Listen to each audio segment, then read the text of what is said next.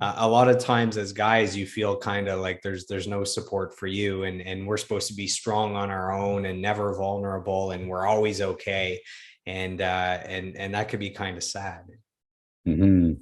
Yeah, and especially now too, you see if you look at the stats with the pandemic, it's like suicide rates are up, and these men that are their purpose is to go out and provide for families, and the job loss and depression and substance abuse and all of these things that are coming up, and really not knowing where to turn.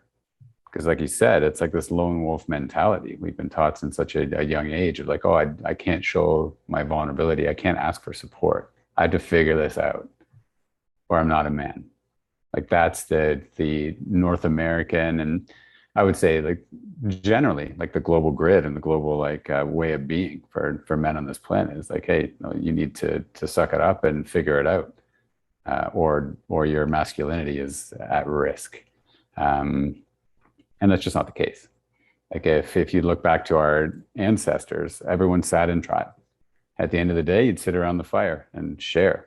I actually have this stick here. This is a talking stick. So just sit around a fire and share your truth. Like, what's up? Like, what are you looking for support in? Like, where are you stuck? Like, how was the day? And would support one another. So everyone would have a turn to share and speak their truth. If they weren't speaking their truth or authentic, they would get called out for that too. It's like, what are you hiding from?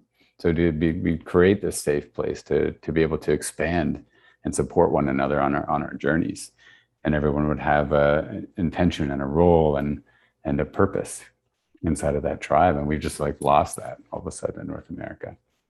Lost like our rites of passage and like earning that masculinity and that manhood and stepping into responsibility. So for me, it's the intention to recreate that in this new paradigm and this new modern way of living. It's like if we can slow down, reset, and get in circle, pass the stick around and start speaking our truth again, then we have clarity on like what wounds from childhood are holding us back, that are blind to us. What can't we see running in the background?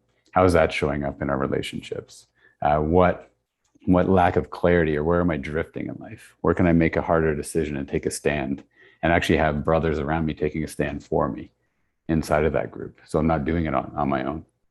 Where I can get called out and I can also get supported with love and guided to create what I want for my life. So that's what it is. And that's what the intention is. We were doing retreats when we first launched in Ontario. So we ran 2 retreats. And then I think I spoke to you about that. So we had 2 retreats and then a container after the retreat to really integrate those teachings. And now with the pandemic, we've shifted to online.